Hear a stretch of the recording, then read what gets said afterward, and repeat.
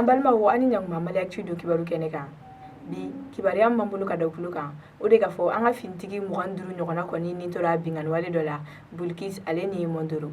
I n'a fɔ an y'a fɔ aw ɲɛna kunnafoni tɛmɛnenw na cogo min na octobre kalo tile fɔlɔ kɔnɔna la kɛrɛnkɛrɛnnenya la karidon sufɛla fɛ binganikɛla dɔw de taara bi an ka finitigiw ka dagayɔrɔ dɔw kan Bulkis ale ni Mondoro n'o bɛ Burkina frontière la.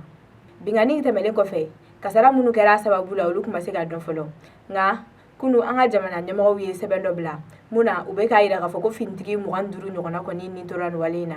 O sɛbɛn kelen in kɔnɔ a fɔra fana k'a fɔ ko Mali finitigi 60 tununnen don ko wa ko binganikɛla ninnu fan fɛ ko mɔgɔ 15 kɔni sar'o la. Halisa jamana ɲɛmɔgɔw ka sɛbɛn kɔnɔna la u y'a yira k'a fɔ ko minɛn caman kɔni tiɲɛna nin wale in sababu la.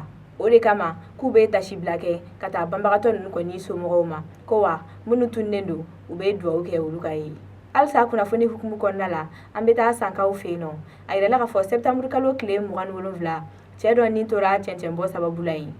Kibariya minnu sera ma olu y'a yira septembre kalo tile 27 ko cɛ dɔ n'ale sisan bɛ taa san 30 kɔni ɲɔgɔnna la n'a ka baara bɛɛ bɛnnen don cɛncɛnbɔ ma a yirala k'a fɔ o de kɔni tora cɛncɛnbɔ dingɛ kɔnɔna la ni cɛncɛn firilaw kan n'a nin tora a la. Mɔgɔw ka fɔ la k'u mɔgɔ 3 de tun bɛ cɛncɛnbɔ dingɛ in kɔnɔna la ko mɔgɔ 2 kɔni sera ka boli ka bɔ nka fɛn min ye nin cɛ in ye ale kɔni tora a la. A yirala k'a fɔ nin wale in siɲɛ fɔlɔ tɛ nin ye nin yɔrɔ in na ko sabula hali a ma kalo 2 bɔ fɔlɔ denmisɛnnin 2 cɛncɛn firila olu fana kan ni k'olu fana nin to a la. An bɛ dugawu kɛ ni mɔgɔ kofɔlen ninnu ye Ala ka hinɛ u la ni k'u dayɔrɔ sumaya.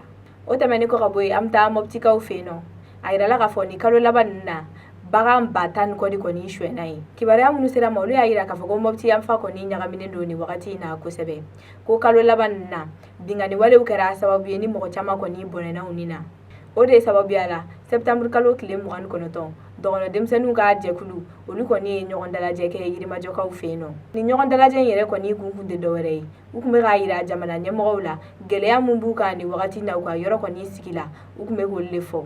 O ko de senfɛ u y'a yira k'a fɔ ko lakanabaliya kɛlen don ka olu degun nin wagati in na kosɛbɛ ko k'a bɔ mɔgɔ sataw yɛrɛ la ko binganikɛlaw yɛrɛ kɔni donnen don mun na sisan k'u b'i ka baganw de kɔni suɲɛ ni ka t'o feere. O kosɔn u ka kuma la u y'a yira k'a fɔ ko bagan 10 kɔ de kɔni suɲɛna.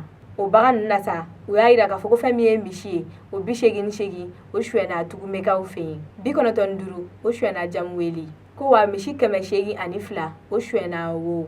U y'a yira k'a fɔ ko sɛgɛsɛgɛliw sababu la misi suɲɛni ninnu na k'u sera ka misi 25 de kɔni ye n'olu tun bɛ nin na. Nin ko in de sababu la ni mɔgɔ kofɔlen ninnu kɔni ye welewelekan bila an ka jamana ɲɛmɔgɔw ma ko sabula olu k'a jateminɛw la ko mɔgɔ minnu kɔni bɛ ka nin bagan ninnu suɲɛ k'u bɛ ka bagan ninnu suɲɛ ni ka t'u feere k'a wari k'u b'o don marifa la ko kana jamanadenw kɔni kunkari ɲɔgɔn na.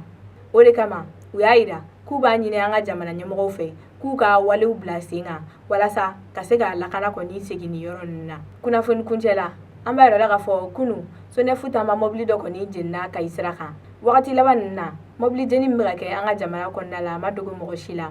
O hukumu kɔnɔna la kunu Sonefu mɔbili dɔ n'ale tun b'a ka tagama sira kan a yirala k'a fɔ ale selen Jema ani Jijeni ni ɲɔgɔn cɛ tasuma kɔni bilala ale la. Kibariya minnu b'an bolokɔrɔ nin wagati in na o y'a yira k'a fɔ ko mɔgɔ nima t'o kasara in na ko nka fɛn min ye minɛnw ye ko kɔni caman jenina. An bɛ wagati min na i ko bi nin tasuma in kɔni wuli kun ma dɔn fɔlɔ nka sɛgɛsɛgɛliw bɛ ka kɛ walasa ka se k'a ɲɛ sɔrɔ a ko la.